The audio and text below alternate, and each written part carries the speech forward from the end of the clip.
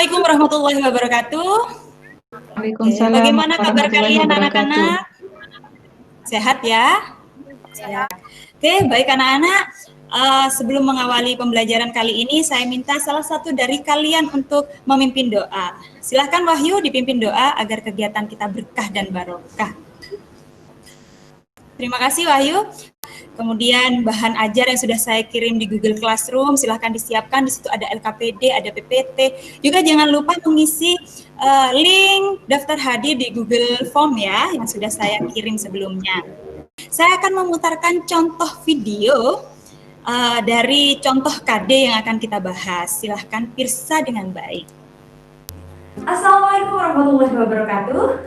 Pada kesempatan kali ini saya akan menceritakan sesosok public figure Indonesia, yaitu Menteri Komunikasi dan Informatika. Ada tugas yang menarik dari Menteri Komunikasi dan Informatika, yaitu memblokir situs-situs dewasa, ya kan? Nah, jadi tugas beliau adalah memblokir situs-situs dewasa yang tidak boleh kita lihat.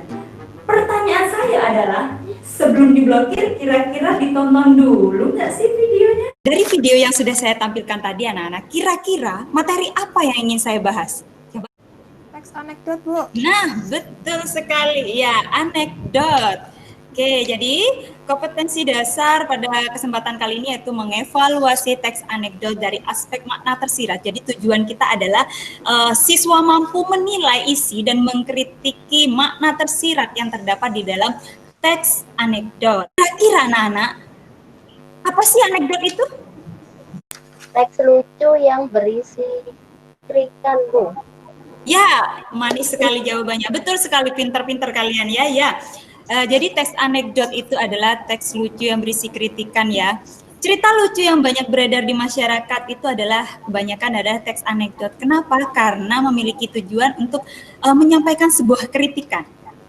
Tapi ada juga anekdot yang tidak berdasarkan pada kejadian yang sebenarnya, hanya terinspirasi dari kejadian sebenarnya dan dibumbui rekaan begitu.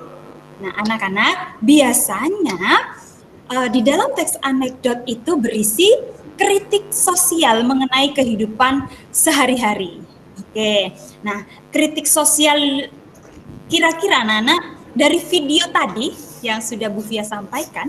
Nah, kritik sosial apa yang kalian temukan?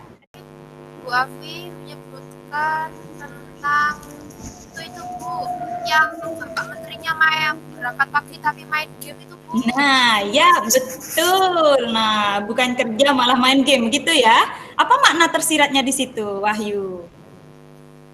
Menyalahgunakan wewenang. Pinter sekali Wahyu ya. Ya betul. Jadi ternyata masih banyak begitu ya kaum-kaum elit atau para pejabat yang menyalahgunakan wewenang di kantor malah main game. Ada lagi yang bisa menemukan? Satu lagi? Silahkan. Saya, Bu. Ya, silahkan. Saya, Bu. Ya, silahkan. Itu tentang kritik dari masyarakat, Bu. Iya. Kritik dari masyarakat tentang pemerintah yang menyalahgunakan amanahnya, Bu. Iya, betul sekali ya. Ya, jadi itu menyalahgunakan amanat, menyalahgunakan wewenang ya. Kemudian di situ ada kata-kata adanya orang dalam begitu ya. Nah, itu apa kira-kira makna tersiratnya? Adanya orang dalam. Mega, halo, Mega masih ada di tempat? Saya putus semua, Bu. Oh, putus-putus, oke. Adanya orang dalam berarti menandakan bahwa di Indonesia ini masih banyak praktek KKN, begitu ya, itu kritik sosial atau yang disampaikan di dalam video tadi. Oke. Oke, di sini ada satu gambar. Kelihatan ya? Kelihatan, Bu. Ya. Apakah gambar berikut termasuk kritik sosial? Itu kayaknya ada gambar pohon Ya, ya betul, itu Bu. Ya, pohon. pohonnya itu kayak bersedih gitu Bu. Soalnya ada orang Iya. lagi mampu terus narik-narik, pasang-pasang apa itu kayak pasang banner ya itu. Iya, betul, banner. Iya. Ya. Caleg, pilpres, pileg. Iya, itu jadi dia itu kalau waktunya pilpres, waktunya pileg, dia semakin sedih soalnya banyak yang nempel-nempel apa sih gambar-gambar calon-calon Iya, di tubuhnya. betul sekali. Mantap Zidni, terima kasih. Jadi akhirnya pohon disalahgunakan menjadi tempat publikasi begitu ya, akhirnya merusak lingkungan. Nah, jadi meskipun gambar ini gambar yang sederhana, kemudian hanya tulisannya sedikit, tapi di situ pesannya luar biasa yang disampaikan kepada halayak ramai. Begitu ya. Karena memang kritik sosial ini berupa sindiran, tanggapan, atau penilaian tentang sesuatu yang menyimpang dari nilai-nilai yang ada di dalam kehidupan kita sehari-hari. Kemudian menyindir. Jadi ada ini yang membedakan anekdot dengan yang lain. Jadi ada sindiran. Kemudian bisa jadi mengenai orang penting. Biasanya memang yang dibahas tentang orang penting, seperti tadi video saya akan membahas menteri begitu ya, orang penting jelas.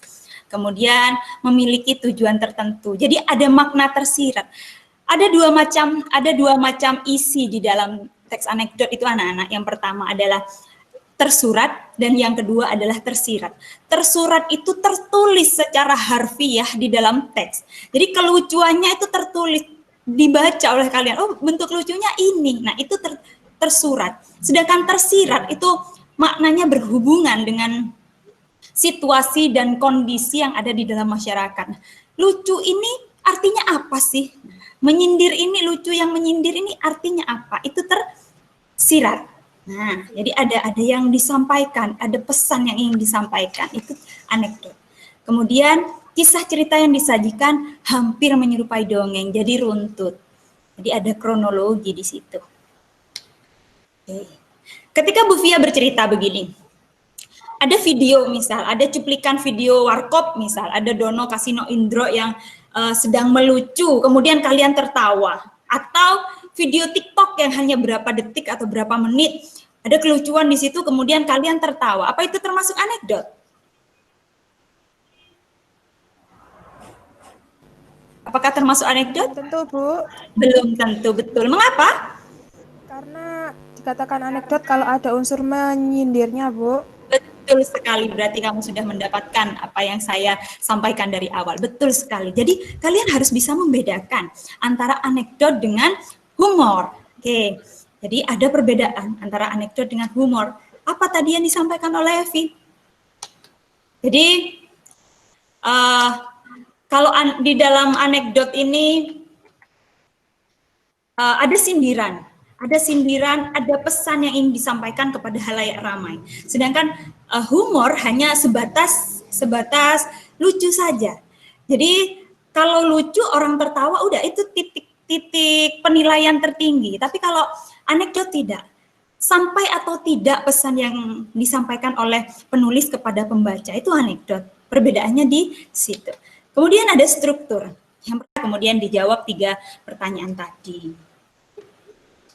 Kalau menurut saya berkaitan dengan orang penting, misalnya di kalimat pertama 2 orang kader parpol, Bu. Ya, betul sekali. Jadi membahas orang penting ya, itu ciri-ciri anekdot. Oke, kemudian ciri apa lagi yang ditemukan? Menyindir para politisi Indonesia yang suka korupsi, Bu. Korupsinya banyak sekali, di atas 1 miliar. Ini tugas kelompok kalian. Jadi setelah web meeting ini, kalian kembali pada tugas kelompok. Silahkan kalian bentuk kelompok terdiri dari 6 orang. Silahkan kamu tonton. Perkenalkan saya koruptor oleh Cak Lontong. Oke, nah ini yang akan kalian isi bersama teman kelompok kalian. Itu yang bisa saya sampaikan. Jadi di akhir saya ingin refleksi.